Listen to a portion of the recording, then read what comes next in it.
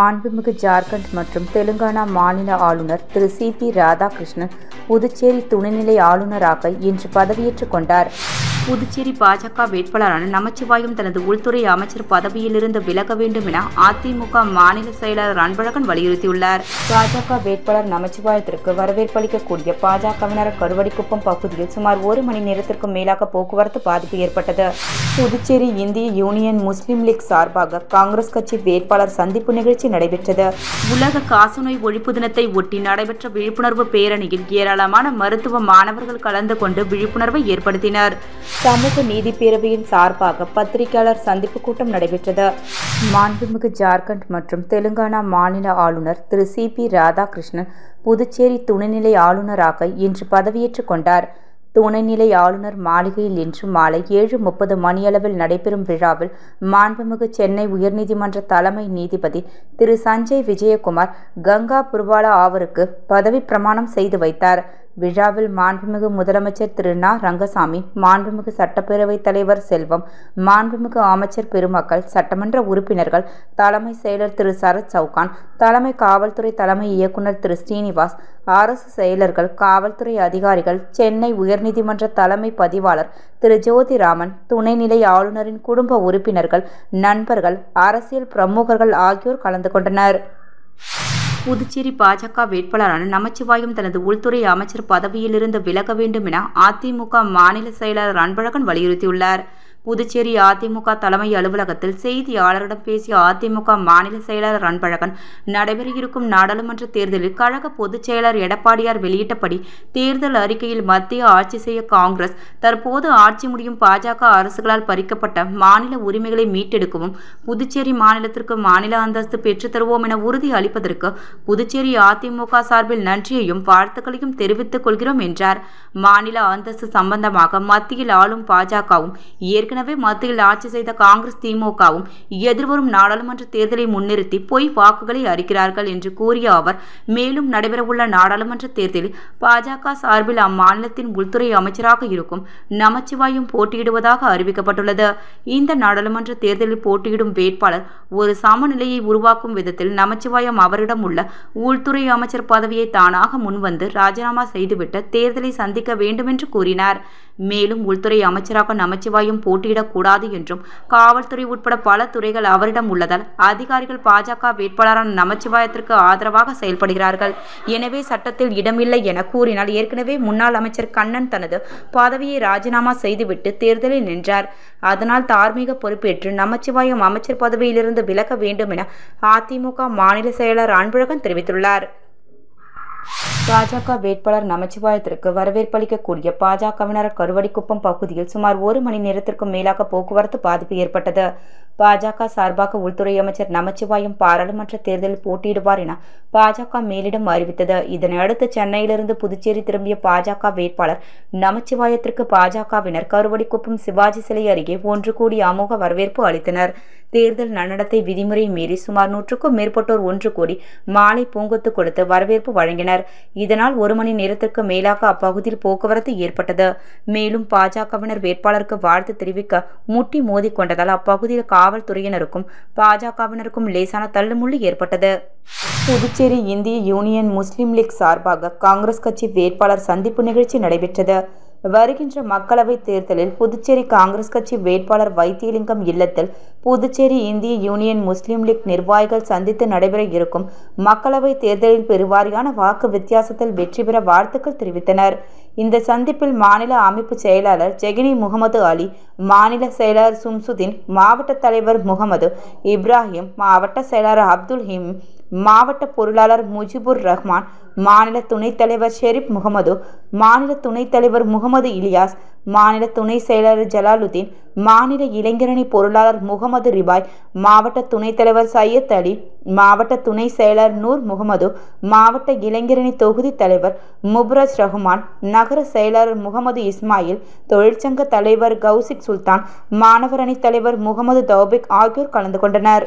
உலக காசநோய் ஒழிப்பு தினத்தை ஒட்டி நடைபெற்ற விழிப்புணர்வு பேரணியில் ஏராளமான மருத்துவ மாணவர்கள் கலந்து கொண்டு விழிப்புணர்வை ஏற்படுத்தினர்.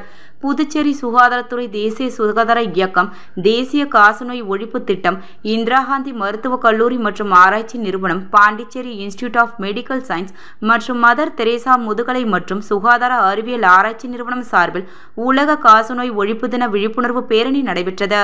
காசநோய் இந்தியாவின் முக்கிய பொது சுகாதார பிரச்சினைகளில் ஒன்றாகும். உலக சுகாதார அமைப்பின் மதிப்பீட்டின்படி உலகில் அதிக காசநோய் தொற்று இந்தியாவில் உள்ளது. 2022 உலகமெங்கிலும் காசநோயால் பாதிக்கப்பட்டவர்களில் 26% பேர் இந்தியாவில் தான் உள்ளனர். இந்தியாவில் 1 லட்சம் மக்கள் தொகையில் 176 பேர் காச நோயினால் பாதிக்கப்பட்டுள்ளனர். இந்த ஆண்டு உலக காசநோய் தினத்தின் கருப்பொருள் காசநோயை நம்மால் முடிவுக்கு கொண்டு வர முடியும் என்பதாகும். இதன் ஒரு பகுதியாக இன்று காசநோய் ஒழிப்பு பேரணி கம்பன் கலையரங்கத்தில் ஆரம்பித்து கடற்கரை காந்தி சிலை வரை நடைபெற்றது. நிகழ்ச்சியினை பொது சுகாதார துணை இயக்குனர் டாக்டர் முரளி மற்றும் நோய் தடுப்பு துணை இயக்குனர் டாக்டர் ராஜாம்பாள் ஆகியோர் கொடியசைத்து தொடக்கி வைத்தனர். அப்போது திட்ட இயக்குனர் பாண்டிச்சேரி எய்ட்ஸ் கட்டுப்பாடு சங்க டாக்டர் சித்ரா தேவி, மாணவர் மருத்துவ அதிகாரி டாக்டர் விவேகானந்தா மற்றும் மாநில காசநோய் கட்டுப்பாட்டு அதிகாரி டாக்டர் விக்னேஷ் ஆகியோரும் பங்கு பெற்றனர். நிகழ்ச்சிக்கான ஏற்பாடுகளை காசநோய் மருத்துவ அதிகாரி டாக்டர் சந்திரசேகரன் மற்றும் தகவல் தொடர்பு அதிகாரி மணிமார் ஆகியோர் செய்திருந்தனர். பேரணியில் இந்திரா காந்தி மருத்துவக் கல்லூரி மற்றும் ஆராய்ச்சி நிறுவனம், Pondicherry Institute of Medical Science மற்றும் மதர் தெரேசா முதுகலை மற்றும் சுகாதார அறிவியல் ஆராய்ச்சி நிறுவனம் சேர்ந்த மாணவர்கள் பங்கு பெற்றனர். இவர்களை காச நோயினால் ஏற்படக்கூடிய பாதிப்புகள், அதன் குறிகுணங்கள், காசநோய் பரவும் முறை, அதற்கான மருத்துவ முறைகள், காசநோயின் கூட்டு நோய்கள் பற்றிய விழிப்புணர்வு பதாகைகளை ஏந்தி கொண்டு சென்றனர்.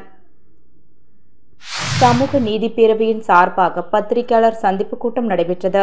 இடம் பெரியார் இல்லம், ராஜா நகர், உருளையன்பேட்டை. காலை 11:30 மணி. கலந்து கொண்டவர்கள் சமூக நீதி பேரவையின் நிறுவனரும் முன்னாள் அமைச்சருமான ஆர். விஸ்வநாதன், தலைவர் நவீன் தனராமன், செயலாளர் து. கீதநாதன், செயற்குழு உறுப்பினர் கோமு தமிழ்ச்செல்வன், தலித் உரிமை கூட்டமைப்பு முன்னாள் அரசு இணை செயலாளர் சிவ வீரபத்ரசுவாமி, கோவிந்தராஜ், இன்று புதுச்சேரி தலைமை தேர்தல் அதிகாரி, பாராளுமன்ற தேர்தல் நடத்தும் அதிகாரி, சட்டத்துறை அதிகாரி ஆகியோரை சந்தித்து சமூக நீதி பேரவையின் சார்பாக கோரிக்கை மனு கொடுக்கப்பட்டது.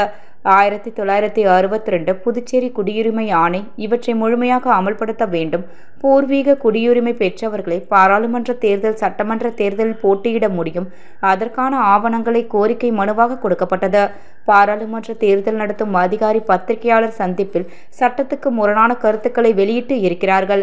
இந்தியாவில் வாக்குரிமை பெற்றவர்கள் எங்கு வேண்டுமானாலும் போட்டியிடலாம் என்று தவறான கருத்தை சொல்லி இருக்கிறார்கள். அதற்கு சட்டப்பூர்வமாக பதிலளித்து அவருக்கு மனுவை கொடுத்திருக்கிறோம். புதுச்சேரி பாராளுமன்ற தேர்தல், சட்டமன்ற தேர்தலில் புதுச்சேரி மாநிலத்தை சேர்ந்த பூர்வீக குடிமக்களை போட்டியிட முடியும். அவர்களது வாரிசுகள் தான் போட்டியிட முடியும். இது சட்ட வரையிலால் தெளிவாய் வரையறுத்தப்பட்டு செயல்பட்டு இருக்கிறது. இவ்வாறு அண்டை மாநிலத்தை சேர்ந்தவர்கள் போட்டியிடுகிறார்கள் என்று சொன்னால் அதை தகுதி இழக்க செய்கின்ற சட்ட வரையறை அந்த அதிகாரியிடம் தாக்கல் செய்வோம், ஆட்சேபனை செய்வோம். மேலும் உயர்நீதிமன்றத்திற்கும் உச்சநீதிமன்றத்திற்கும் செல்வோம். தாங்கள் இச்செய்தியினை வெளியிட வேண்டுகிறோம் என்று கீதநாதன், செயலர், சமூக நீதி பேரவை கேட்டுக்கொண்டார். புதுச்சேரி அரபிந்தோ சொசைட்டி சார்பில் உலக தண்ணீர் தினம் விழா கடற்கரை சாலை காந்தி திடலில் நடந்தது. அரபிந்தோ சொசைட்டி மூலம் உலக தண்ணீர் தின விழா கொண்டாடப்பட்டு வருகிறது. அதன் ஒரு பகுதியாக அனைவருக்கும் தண்ணீர், தண்ணீருக்காக அனைவரும் என்ற தலைப்பில் தண்ணீர் திருவிழா கடற்கரை சாலை காந்தி திடலில் நடந்தது. நிகழ்ச்சிக்கு அரசு ஊழியர் சம்மேளனம், ராதாகிருஷ்ணன், ஹோப் அமைப்பு, ஜோசப் விக்டர், ரசூல் இர்ஃபான் ஆகியோர் கலந்து கொண்டனர். டாக்டர் சுந்தரராமன் சிறப்புரை ஆற்றினார். நிகழ்ச்சியில் பொது சொத்து என கருதப்பட வேண்டிய தண்ணீரின் முக்கியத்துவம் மற்றும் அதன் பாதுகாப்பு குறித்து விழிப்புணர்வு நாடக நிகழ்ச்சி நடந்தது. ஏற்பாடுகளை கீதா செய்திருந்தார். உலக பிரசித்தி பெற்ற புதுச்சேரி அருள்மிகு மணக்குள விநாயகர் கோவில் 9ஆம் ஆண்டு கும்பாபிஷேக விழாவையொட்டி நடைபெற்ற 27 நட்சத்திரங்களின் கோமாதா பூஜையில் திரளான பக்தர்கள் கலந்து கொண்டு சுவாமி தரிசனம் செய்தனர். புதுச்சேரி பிரசித்தி பெற்ற அருள்மிகு மணக்குள விநாயகர் கோவில் கும்பாபிஷேகம் முடிந்து 9 ஆண்டு துவக்க விழா 21ஆம் தேதி வியாழக்கிழமை விக்னேஸ்வர பூஜையுடன் துவங்கியது. அதனைத் தொடர்ந்து இன்று காலை 27 நட்சத்திரங்களின் கோமாதா பூஜை நடைபெற்றது. இதில் மணக்குள விநாயகர் கோவிலுக்குள் 27 பசுக்கள் அழைத்து வரப்பட்டு கோமாதா சிறப்பு பூஜைகள் நடைபெற்றன. தொடர்ந்து மணக்குள விநாயகருக்கு சிறப்பு பூஜைகள் நடைபெற்று தீபாராதனைகள் காண்பிக்கப்பட்டது. இதில் திரளான பக்தர்கள் கலந்து கொண்டு சுவாமி தரிசனம் செய்தனர். தொடர்ந்து நாளை காலில் லட்சார்ச்சனை நடக்கிறது. இக்கோவிலில் முதலாக லட்சார்ச்சனை நடக்கிறது என்பது குறிப்பிடத்தக்கது. 27ஆம் தேதி அருள்மிகு மணக்குள விநாயகருக்கு 1008 சங்கு அபிஷேகம் நடத்தப்பட்டு இரவு உற்சவர் மூர்த்தி வீதி உலா நடைபெறவுள்ளது. நெல்லித்தோப்பு புனித விண்ணேற்பு ஆலயத்தின் பங்குத்தந்தை திரும்ப வரக்கோரி ஆலயத்தின் முன்பு போராட்டம் நடைபெற்றது. நெல்லித்தோப்பு புனித விண்ணேற்பு ஆலயத்தை காத்திட பங்கு தந்தை பெர்க்மான்ஸ் பீட்டர் ஆலயத்திற்கு திரும்ப வர வேண்டும். ஆலயத்துக்கு முன்பு போராட்டம் நடைபெற்று வருகிறது. மேலும் தவக்கால புனித வாரத்தில் திருவழிபாடு பணிகள் சிறப்பாக நடைபெற பங்கு தந்தை பெர்க்மான்ஸ் பீட்டர் ஆலயத்திற்கு திரும்ப வரும் வரை ஜெப வழி தொடர் போராட்டம் நடைபெற்றது. பங்கு தந்தைக்காக ஆலயத்தை காத்திட பங்கு மக்கள் அனைவரும் ஒன்று கூடி போராட்டத்தில் ஈடுபட்டனர். மேலும் பங்கு தந்தை மீது பொய்யான வீடியோ அனுப்பி இருந்தவர்கள் மீது வழக்கு பதிய வேண்டுமென்று குறிப்பிடப்பட்டது.